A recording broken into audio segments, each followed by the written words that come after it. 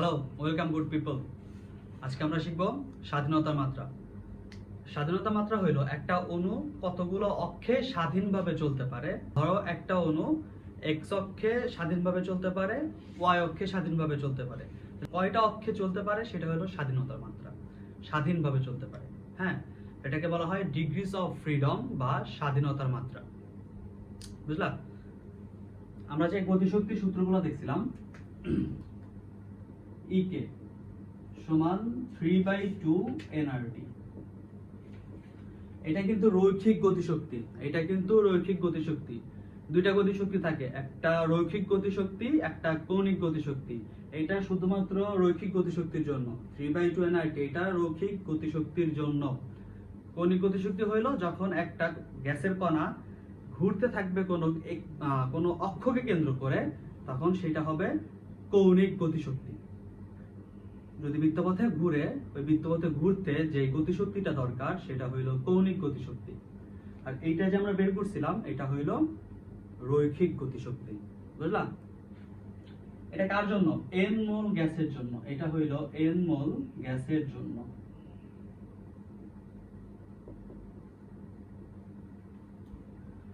যদি একটা অণুর কথা বলতো তাহলে হয়তো ইকে সমান 3/2 kT। কেটা হইল বোলসম্যান ধ্রুবক। কে এর মানটা হইল R/Na।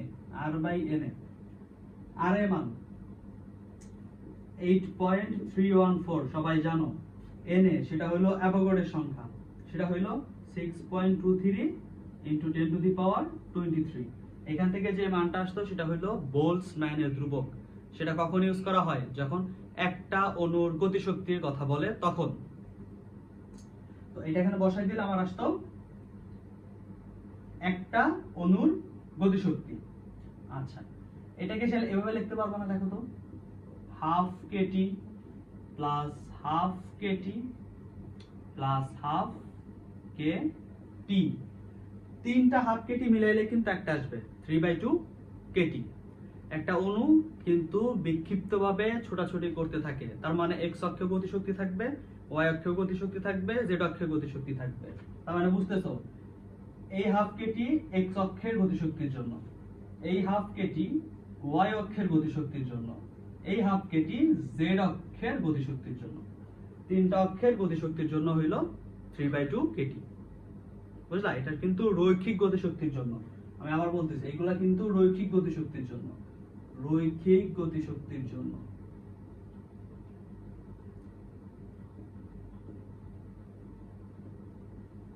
রৈখিক গতিশক্তি।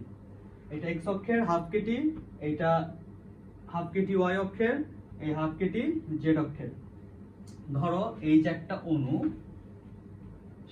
এটা হলো এক্স অক্ষ, এইটা ওয়াই অক্ষ, এটা ধরো জেড অক্ষ। এক্স, আচ্ছা এটা ওয়াই, এটা জেড। এই গ্যাসটা যদি এক্স অক্ষের দিকে গতিশক্তি থাকে তাহলে হবে হাফ কেটি। যদি ওয়াই অক্ষের দিকে গতিশক্তি থাকে, ওয়াই অক্ষের জন্য হাফ কেটি। যদি জেড অক্ষের জন্য থাকে তাহলে জেড অক্ষের জন্য হাফ কেটি। বুঝলাম? আমি বললাম এক্স অক্ষে গতিশক্তি নাই, তার মানে স্বাধীনতার মাত্রা শুধুমাত্র কয়টা অক্ষে? ওয়াই অক্ষে, জেড অক্ষে। একটা গ্যাস কতগুলো অক্ষে স্বাধীনভাবে চলতে পারে সেটাই হইল ডিগ্রিজ অফ ফ্রিডম বা স্বাধীনতার মাত্রা। বুঝলা?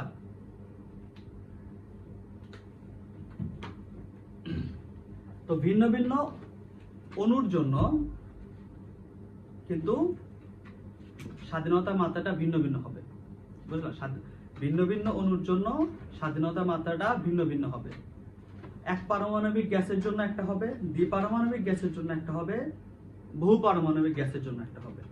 তো তিনটার জন্যই দেখবো রৈখিকের জন্য কত, কৌণিকের জন্য কত, সেটা কেন এমন হয়েছে সেটাও দেখবো। আগে দেখে নেই কোনটার জন্য কোনটা। ধরো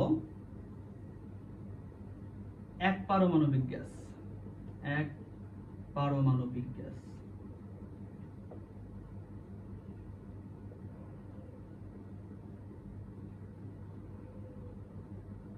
তারা কারা? হাইড্রোজেন, হিলিয়াম, নিয়ন, এগুলাই তো।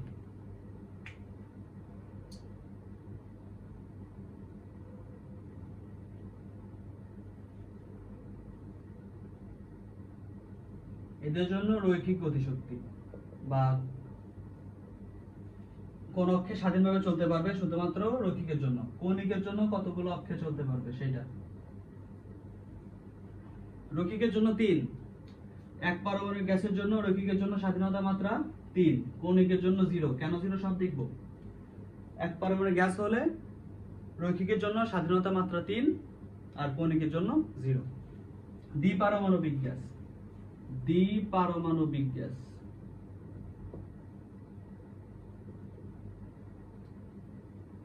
তার কারা? হাইড্রোজেন, অক্সিজেন, এরাই তো, তাই না? নাইট্রোজেন, যারা যারা দ্বিপারমাণবিক আছে আর কি, তাদের জন্য রৈখিকের জন্য 3 আর কৌণিকের জন্য 2। আর একটা আছে, সেটা হলো বহু পারমাণবিক। বহু পারমাণবিক, তাদের জন্য রৈখিকের জন্য 3, কৌণিকের জন্য 3। তাহলে দেখো, এক পারমাণবিক গ্যাসের জন্য রৈখিকের জন্য 3, কৌণিকের জন্য 3, মানে টোটাল 3। মোট স্বাধীনতা মাত্রা 3, রৈখিকের জন্য 3, কৌণিকের জন্য 3। বহু পারমাণবিক গ্যাস, হাইড্রোজেন, অক্সিজেন, নাইট্রোজেন, এটার জন্য রৈখিকের জন্য 3, মানে রৈখিকের জন্য স্বাধীনতা মাত্রা 3 আর কৌণিকের জন্য স্বাধীনতা মাত্রা 2। আর বহু পারমাণবিক গ্যাস, রৈখিকের জন্য স্বাধীনতা মাত্রা 3, কৌণিকের জন্য 3, মানে বহু পারমাণবিকের জন্য টোটাল স্বাধীনতা মাত্রা 6 আর দ্বিপারমাণবিকের জন্য 5। একটা ব্যতিক্রম আছে, সেটা হলো carbon die oxide. Carbon die oxide এটা দ্বিপারমাণবিক গ্যাসের আচরণ করে।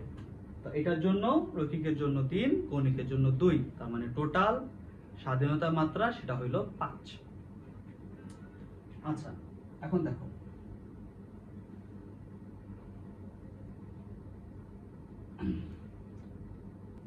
দেখো এখানে হাফ কেটি কয়টা? 3টা। 3 হাফ কে টি, এই 3টা হলো ডফ। 3টা হলো ডফ বা ডিগ্রিজ অফ ফ্রিডম, স্বাধীনতার মাত্রা। রৈখিকের জন্য 3, দেখতেছো 3, এটা ছিল এক পারমাণবিক গ্যাস। রৈখিকের জন্য 3, কৌণিকের জন্য 0, তার মানে টোটাল 3। এটাকে এভাবে লেখা যাবে না, ডফ, এটা নরমাল সূত্র হবে হাফ কে টি। এটা হলো সাধারণ সূত্র, ডফ ইনটু হাফ কে টি।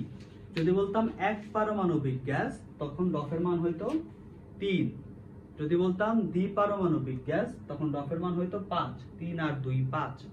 দ্বিপারমাণবিকের জন্য ডফের মান লিখতাম 5। যদি বলতাম এই গ্যাসটা বহু পারমাণবিক গ্যাস, তখন ডফের মান হইতো কত? 6। এটার ক্ষেত্রে তো same, half nRT plus half nRT plus half nRT. Half nRT কয়টা? 3টা, তার 3 এনআরটি। 3টাই তো হাফ এনআরটি। এটা কার জন্য? শুধুমাত্র রৈখিকের জন্য, এর জন্য 3। এইখান থেকে সাধারণ সূত্র কি হবে? ডফ হাফ এনআরটি। যদি বলতাম এই গ্যাসটা দ্বিপারমাণবিক গ্যাস, তখন ডফের মান হইতো 5। যদি বলতাম বহু পারমাণবিক গ্যাস, তখন ডফের মান হইতো 6। এখন কেন এমন হইতেছে সেটা দেখব।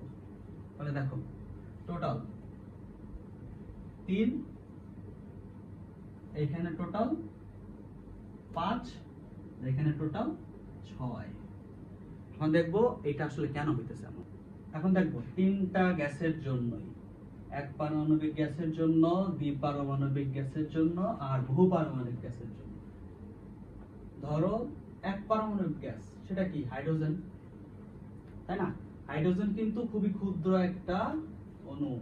দেখো 3 অক্ষে যেহেতু গতিশীল আমরা বের করতেছি, তাহলে দেখো এটা x অক্ষ, y অক্ষ, z অক্ষ। রৈখিকের জন্য দেখো, রৈখিকের জন্য স্বাধীনতার মাত্রা মনে রাখবা, একটা অণুর তিনটা অক্ষেই রৈখিক গতিশক্তি থাকে, তিনটা অক্ষেই রৈখিক গতিশক্তি থাকে। এক্স অক্ষে রৈখিক গতিশক্তি থাকবে, ওয়াই অক্ষে রৈখিক গতিশক্তি থাকবে, জেড অক্ষে রৈখিক গতিশক্তি থাকবে। তাহলে তিনটা অক্ষেই সে স্বাধীন, তার মানে রৈখিক গতি 3। এখন দেখবো কৌণিকের জন্য। কৌণিকের জন্য 0। দেখো কেন 0?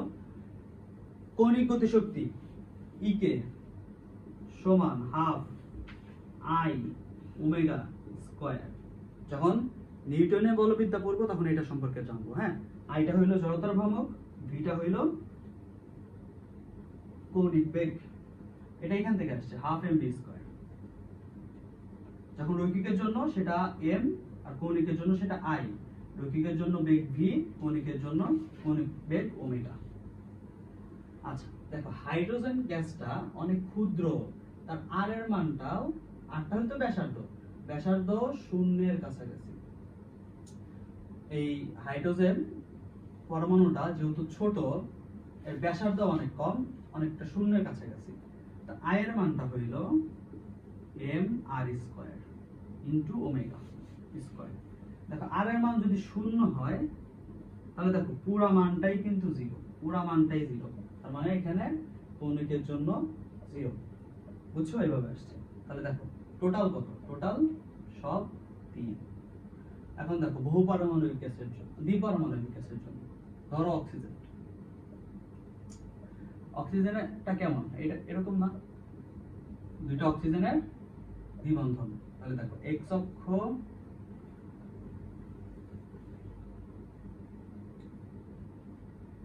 এক্স অক্ষ, ওয়াই অক্ষ, জেড অক্ষ, এক্স ওয়াই জেড।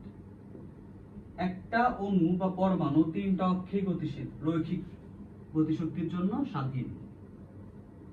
তার মানে এখানে রৈখিকের জন্য 3, রৈখিকের জন্য 3। এখন দেখবো কৌণিকের জন্য। কৌণিক, কৌণিকের জন্য দেখো এই অক্সিজেন, এই অণুটা, এই ভর এক্স ওয়াই অক্ষের চারপাশে ঘুরবে, জেড অক্ষের চারপাশেও ঘুরবে, ওয়াই অক্ষের চারপাশেও ঘুরবে, জেড অক্ষের চারপাশেও ঘুরবে। এক্স অক্ষের সাথে তো মিলে গেছে, এক্স অক্ষের সাথে সরল রেখায় মিলে গেছে, এর জন্য এইদিকে কোনো সে ঘুরবে না, শুধু ঘুরবে ওয়াই অক্ষের জন্য, জেড অক্ষের জন্য। তাহলে কৌণিকের জন্য স্বাধীন কয়টা অক্ষে? 2টা অক্ষে, 2। তাহলে মোট আসছে কত? 5 মোট স্বাধীনতার মাত্রা। আচ্ছা, বহু পারমাণবিক গ্যাসের জন্য O3। O3 কেমন? ত্রিভুজ আকৃতির। এখানে একটা অক্সিজেন, এইখানে, এইখানে। এটা হলো ওজোন গ্যাসের সংকেত। এক্স অক্ষ, ওয়াই অক্ষ, জেড অক্ষ। X Y Z. রৈখিকের জন্য দেখো, রৈখিক, রৈখিকের জন্য কত? 3। কারণ রৈখিকের জন্য 3 পথেই গতিশীল থাকবে। তার মানে এইদিকে, এইদিকে, এইদিকে থাকবে। দেখো এক ত্রিভুজ আকৃতির কোনো কিছুই কিন্তু কোনো সরল রেখার সাথে মিলে যাবে না, সম্ভবই না। ত্রিভুজ আকৃতির সে 3টা অক্ষেই থাকবে। হ্যাঁ, বা 3টা হাত চিন্তা করতে পারো, 3টা হাত, 1টা 2টা 3টা, সে 3টা অক্ষের চারপাশেই ঘুরবে, 3টা অক্ষের চারপাশেই ঘুরবে। কারণ কৌণিকের জন্য স্বাধীন কয়টা পথে? 3টা পথে। কৌণিকের জন্য স্বাধীন 3টা পথে, তার মানে হবে 6। বুঝছো? রৈখিকের জন্য, সরি, হাইড্রোজেন এক পারমাণবিক গ্যাসের জন্য মোট স্বাধীনতা মাত্রা 3, বহু পারমাণবিক গ্যাসের জন্য মোট স্বাধীনতা মাত্রা 5, আর ওজনের জন্য বা বহু পারমাণবিক গ্যাসের জন্য ওজনের স্বাধীনতার মাত্রা 6। বুঝলাম? রৈখিকের জন্য 3, কৌণিকের জন্য 3। তো এইচএসসি পরীক্ষাগুলোতে আসলে রৈখিকের জন্যই দেয়, রৈখিকের জন্য সবগুলোর ক্ষেত্রেই 3। তবে দেখে রাখবা ওই গ্যাসটা এক পারমাণবিক না দ্বিপারমাণবিক বা বহু পারমাণবিক।